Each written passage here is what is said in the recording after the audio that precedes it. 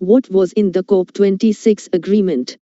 The agreement, although not legally binding, will set the global agenda on climate change for the next decade. Emissions.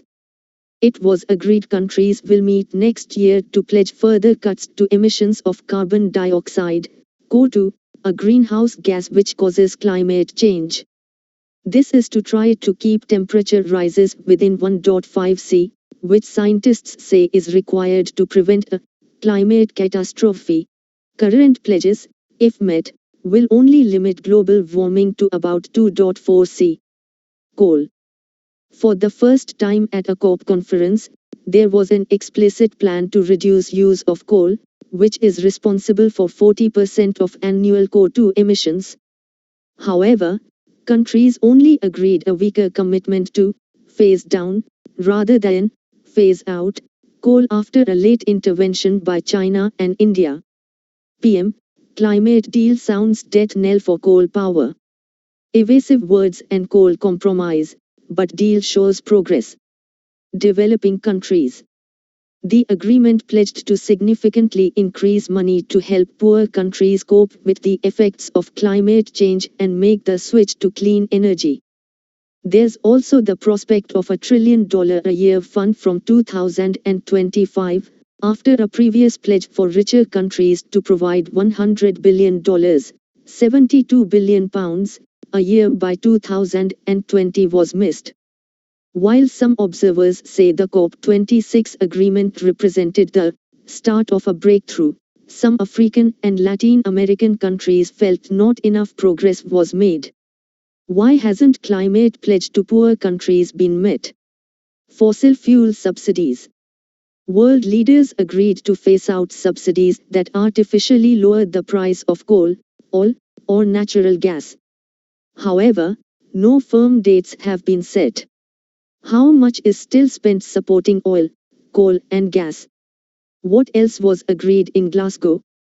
A flurry of other announcements were made. US-China agreement. The world's biggest CO2 emitters, the US and China, pledged to cooperate more over the next decade in areas including methane emissions and the switch to clean energy. China has previously been reluctant to tackle domestic coal emissions, so this was seen as recognizing the need for urgent action. Cautious welcome for US-China climate agreement. Why China's climate policy matters to us all. Trees. Leaders from more than 100 countries, with about 85% of the world's forests, promised to stop deforestation by 2030. This is seen as vital, as trees absorb vast amounts of CO2.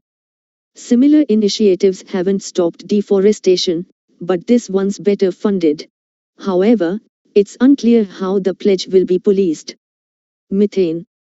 A scheme to cut 30% of methane emissions by 2030 was agreed by more than 100 countries.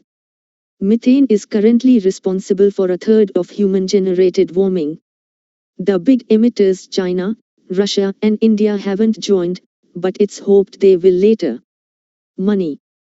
Financial organizations controlling $130 trillion agreed to back clean technology, such as renewable energy, and direct finance away from fossil fuel burning industries. The initiative is an attempt to involve private companies in meeting net zero targets. However, some environmental organizations have said without a greater commitment to ending support for fossil fuels, this could be little more than a PR exercise.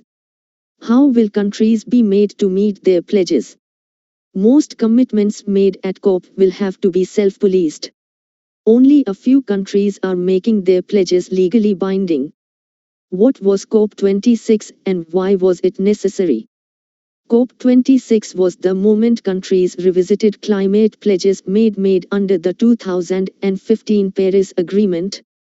6 years ago, countries were asked to make changes to keep global warming well below 2 C, and to try to aim for 1.5 C. COP stands for Conference of the Parties, and the one in Glasgow was the 26th annual summit. Ahead of it, 200 countries were asked for their plans to cut emissions by 2030. The goal is to keep cutting emissions until they reach net zero by mid-century.